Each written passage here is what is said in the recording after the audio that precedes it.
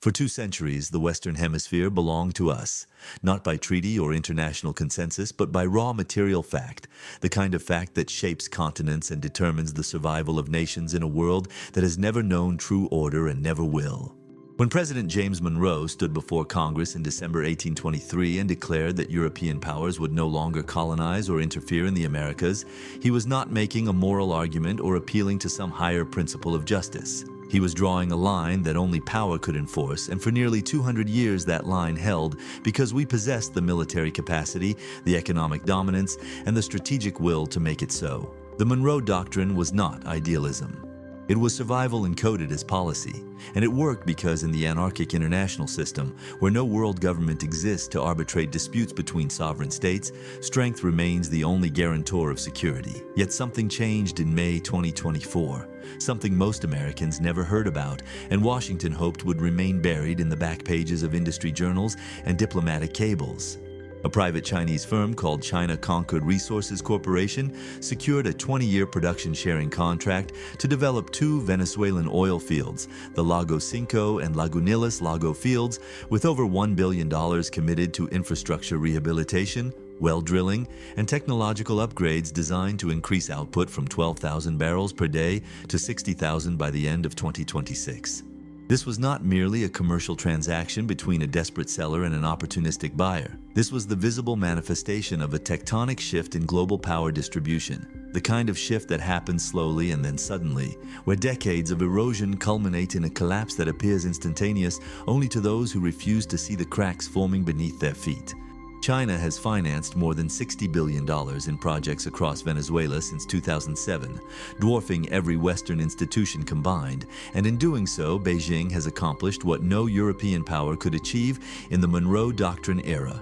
strategic penetration of the American hemisphere not through military invasion, but through economic statecraft that binds nations through debt, infrastructure dependency, and resource extraction agreements that outlast governments and electoral cycles. The international system is anarchic, meaning there exists no higher authority above sovereign states capable of enforcing rules or protecting the weak from the strong, and in that environment, every state must prioritize survival above prosperity, above moral posturing, above everything else, because dead nations do not get second chances. Venezuela's pivot toward China was not ideological preference or anti-American sentiment, though both exist in abundance within Caracas, but rather rational calculation by a regime facing comprehensive American sanctions, economic collapse, hyperinflation that destroyed the believer's value, and the exodus of over 7 million citizens who fled a country where oil production plummeted from 3 million barrels per day in 2013 to just 337,000 barrels per day by June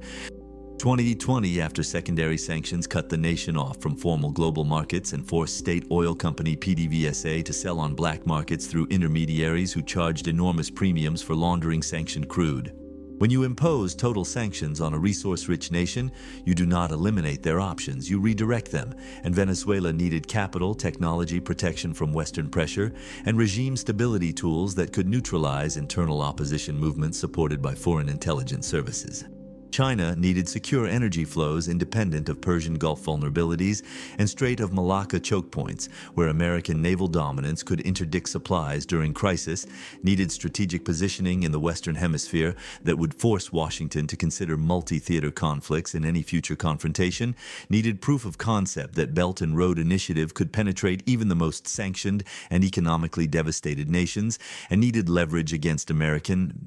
containment strategies across the Pacific, where bases in Japan, South Korea, and the Philippines form an island chain designed explicitly to restrict Chinese naval expansion. This is not cynicism, but realism, the recognition that states operate in a self-help system where cooperation is temporary and conditional, where today's ally becomes tomorrow's competitor when interests diverge, and where the ultimate goal of every great power is to achieve regional hegemony, because only hegemons possess sufficient security to guarantee their survival without depending on the restraint of others.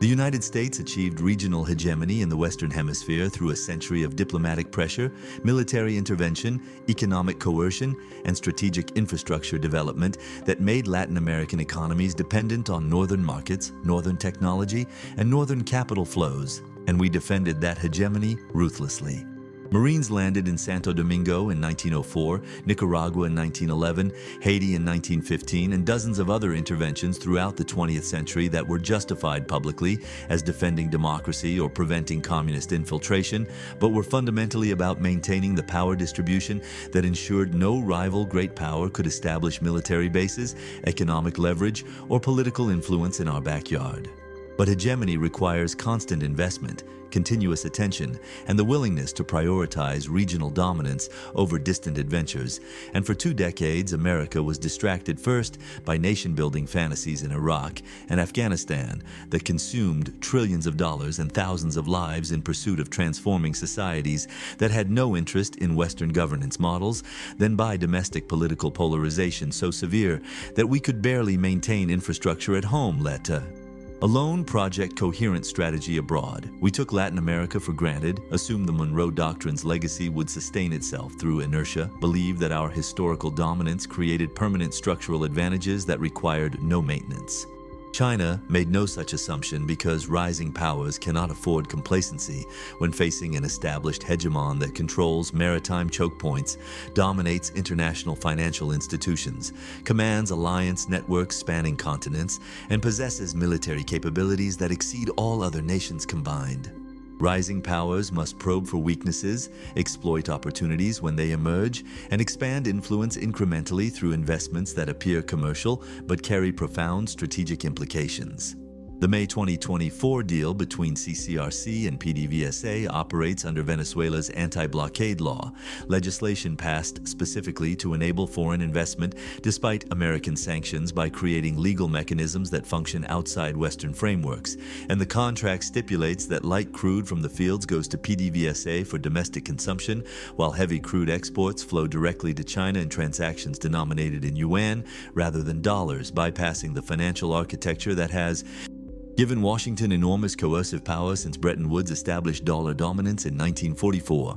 This is not merely about oil barrels or investment returns measured in quarterly earnings reports, but about constructing alternative systems that reduce dependence on American-controlled infrastructure, demonstrating to other nations that sanctions are survivable if you accept Beijing's embrace, and establishing precedents that will be replicated across Africa, Central Asia, and Southeast Asia, where dozens of countries face similar choices between Western conditionality that demands governance, reforms, human rights improvements, and democratic institutions versus Chinese financing that arrives with fewer questions and greater patience regarding repayment timelines. If you are following this analysis and understand why these developments matter for American security and global stability, please take a moment to like this video, subscribe to the channel, activate the notification bell so you never miss critical updates, and comment below telling me what city and country you are watching from, because understanding where this information reaches helps me serve you better. Beyond oil contracts, Venezuela has become a laboratory for Chinese surveillance technology exported through state-linked firms like China Electronics Import and Export Corporation, which has deployed facial recognition camera networks throughout Caracas and major cities, established the Carnet de la Patria national identification system that tracks citizen purchases, movements, and political loyalty while rewarding government supporters with subsidies and restricting opposition access to basic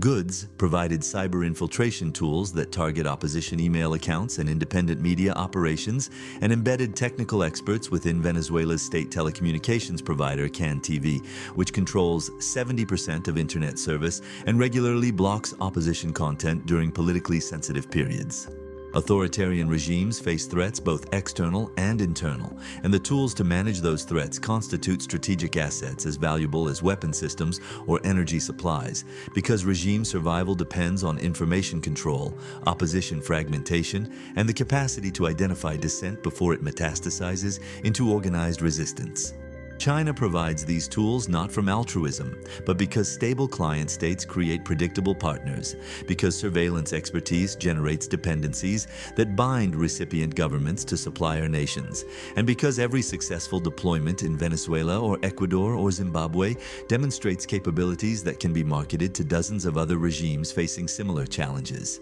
This is offensive realism in practice, the recognition that states exploit every opportunity to expand influence when security calculations suggest advantage, and China's security calculations suggest that establishing strategic depth in the Western Hemisphere forces America to defend a 360-degree perimeter that divides resources, complicates contingency planning, and makes the kind of focused containment strategy that worked against the Soviet Union impossible to replicate. Venezuela's Caribbean coastline sits 1,500 miles from Florida, provides potential naval access that could support submarine operations or surveillance platforms monitoring American military movements, and lies within striking distance of the Panama Canal, which remains the world's most strategic maritime choke point, where 16,000 ships transit annually carrying goods worth hundreds of billions of dollars. Venezuela borders Colombia, where American military advisors train counter-narcotics forces and maintain cooperative security agreements, and shares an enormous frontier with Brazil, whose economy ranks among the world's 10 largest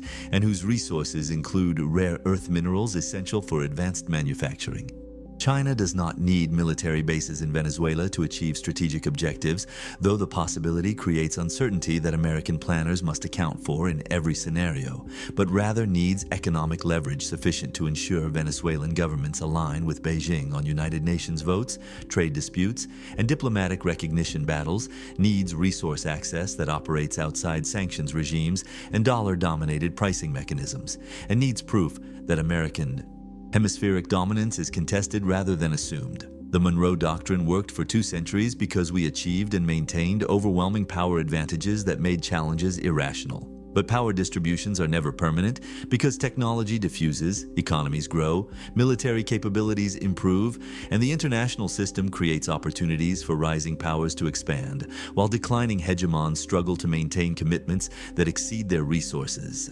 China has become the leading trade partner for Brazil, Chile, and Peru, has extended over $140 billion in lending to Latin American nations between 2005 and 2020, has established currency swap agreements with Argentina and Ecuador that enable bilateral trade in yuan rather than dollars, and has positioned the Asian Infrastructure Investment Bank as an alternative to the International Monetary Fund and World Bank, which have traditionally imposed strict conditionality, requiring economic reforms that many governments find politically impossible to implement. This is not happening quickly or dramatically, but persistently, and persistence across decades is how hegemonic transitions occur, not through declarations of war or single decisive battles, but through accumulated advantages that eventually reach critical mass where the rising power possesses sufficient capabilities to challenge the established order while the declining hegemon lacks the resources or domestic political will to resist effectively. We are living through that transition now, whether we acknowledge it or not,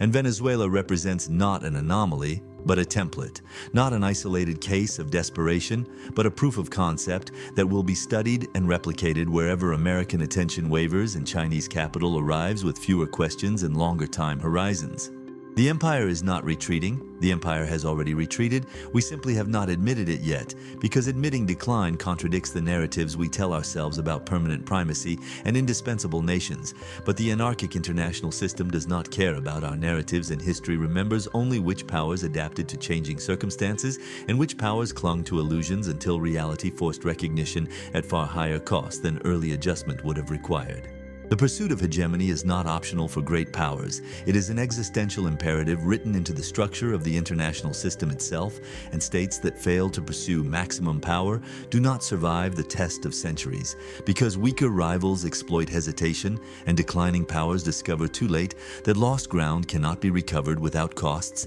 that exceed their remaining capacity to pay. Their ultimate aim is to be the hegemon, the only great power in the system, because only hegemons possess sufficient security to guarantee survival without depending on the restraint or benevolence of others. And China understands this logic with crystalline clarity, even as many Americans convince themselves that commerce and interdependence have transcended the brutal realities that governed every previous era of human history. Beijing's infrastructure investments across Latin America now total nearly $130 billion distributed across 294 projects that have created over 950,000 jobs. And these are not philanthropic gestures or development assistance motivated by humanitarian concern, but strategic positioning that creates dependencies which translate into diplomatic leverage, resource access, and the gradual erosion of American influence through economic statecraft rather than military confrontation. The year 2024 witnessed record Belt and Road Initiative engagement with $70 billion in construction contracts and approximately $51 billion in direct investments flowing primarily toward Asia, Africa, and the Middle East, while Latin America received just over 1% of construction engagement and less than 0.5% of investment during the first half of 2025, as Chinese strategy recalibrated away from massive state bank loans that characterized the previous decade toward more selective private sector investments that carry lower political risk but maintain strategic presence. This shift does not represent retreat but sophistication, recognition that debt traps generate resentment, while carefully targeted investments in critical infrastructure, telecommunications networks, and resource extraction create structural dependencies that outlast individual governments and survive electoral cycles that might bring anti-Chinese politicians to power. Venezuela's integration into this architecture follows predictable patterns where economic desperation meets strategic opportunity, and the result binds both parties in relationships that become difficult to exit even when costs mount, because unwinding interdependence requires alternatives that do not exist when sanctions have eliminated access to Western capital markets and technology suppliers. The oil production sharing agreement with China Conquered Resources Corporation that commits over $1 billion to reviving fields capable of producing 60,000 barrels per day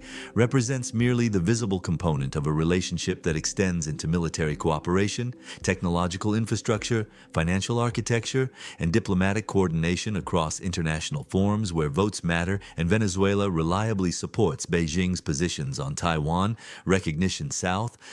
China Sea territorial disputes, and human rights resolutions that criticize Chinese governance in Xinjiang or Hong Kong.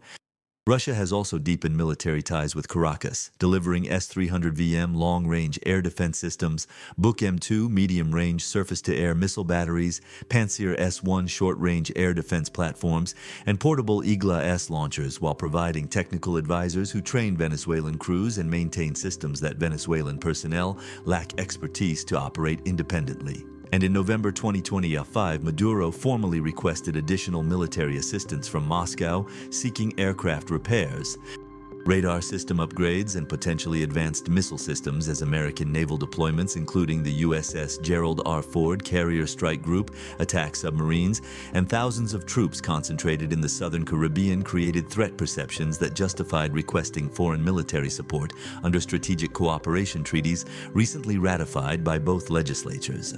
Iran has also provided assistance during crisis periods, including tanker deliveries of gasoline when Venezuelan refineries collapsed and domestic fuel shortages paralyzed the economy, creating maritime incidents where American officials debated interdiction while ultimately allowing shipments to proceed because the costs of escalation exceeded the benefits of enforcement. These relationships do not constitute a formal alliance comparable to NATO's Article 5 collective defense commitments or the Warsaw Pact's military integration, but they create overlapping networks of coordination where states facing American pressure share intelligence, coordinate diplomatic strategies, provide material support during crises, and complicate Washington's ability to focus resources on any single adversary without considering spillover effects across multiple theaters. This is external balancing in the language of structural realism, where states too weak to challenge a dominant power individually coordinate informally to prevent hegemonic expansion, and the coordination need not be perfectly synchronized or comprehensively planned to achieve its purpose, because even loose cooperation forces the hegemon to divide attention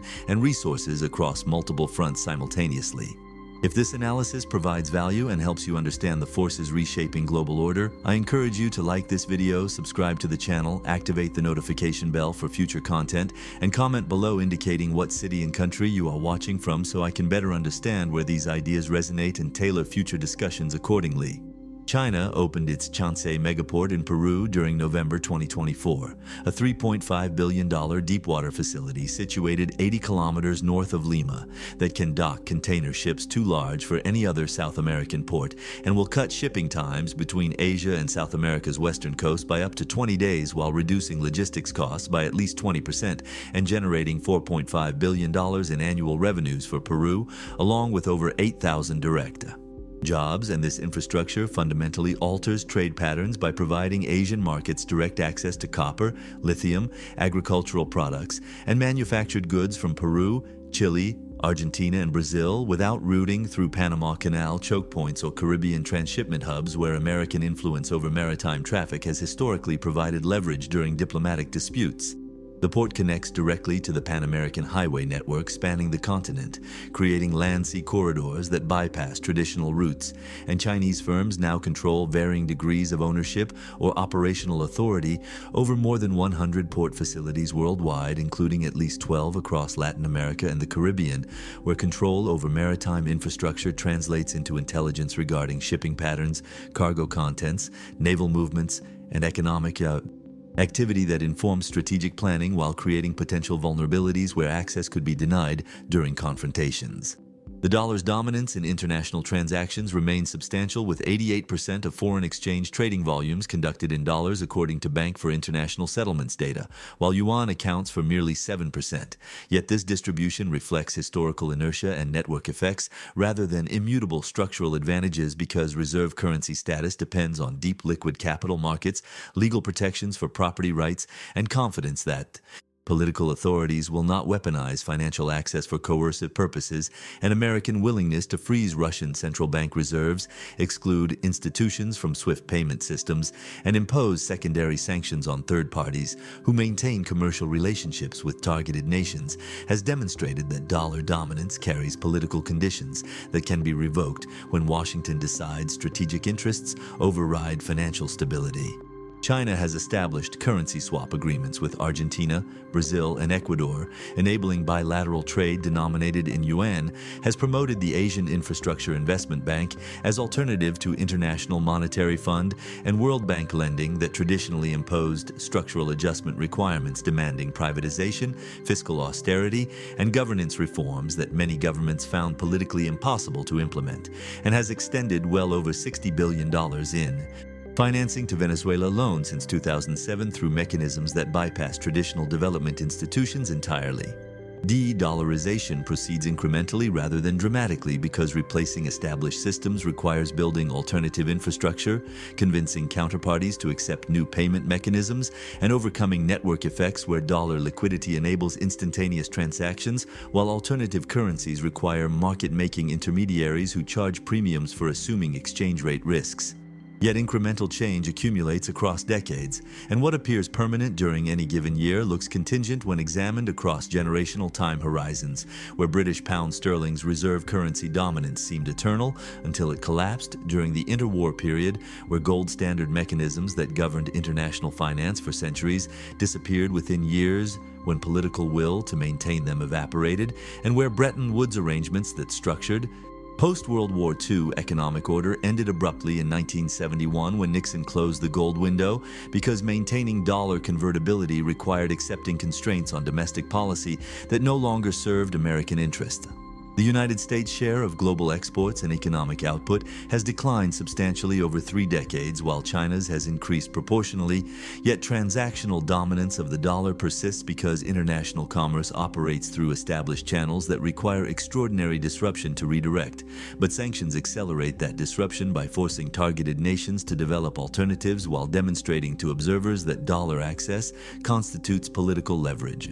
rather than neutral infrastructure, and rational actors who witness weaponization of financial systems inevitably diversify dependencies, even when doing so imposes costs, because concentration of risk in systems controlled by potentially hostile powers violates basic survival logic. American foreign policy toward Latin America since 9/11 has oscillated between neglect and intermittent attention, focused narrowly on immigration control, drug interdiction, and security cooperation with ideologically aligned leaders, while reducing economic assistance through agencies like USAID, and failing to articulate comprehensive regional strategy beyond reactive crisis management. This neglect was not inevitable, but represented choices where policymakers prioritized Middle Eastern interventions, Asian pivot strategies, and European alliance management, while assuming hemispheric dominance would sustain itself through institutional inertia and historical relationships that required minimal investment to maintain.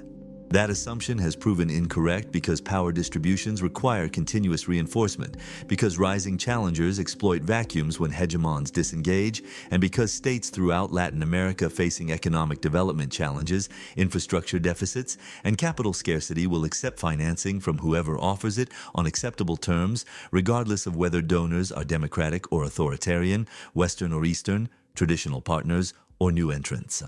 China's exports to Latin America climbed 13% between 2023 and 2024, including substantial sales of both high and low technology goods, while Chinese foreign direct investment increasingly concentrates on new infrastructure encompassing telecommunications, financial technology, electric vehicle manufacturing, renewable energy installations, and advanced manufacturing facilities that position recipient nations within Chinese supply chains and technological ecosystems where dependencies deepen as investments mature.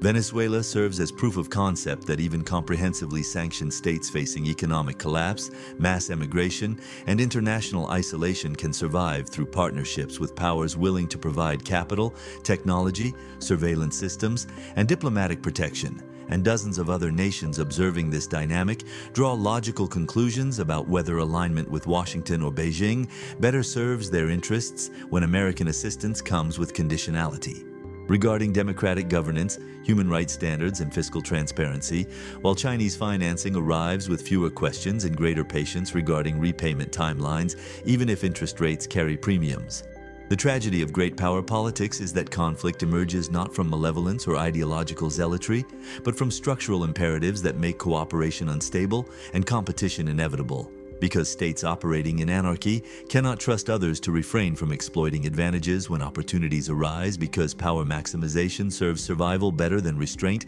that depends on adversary benevolence, and because hegemonic transitions create windows of opportunity where rising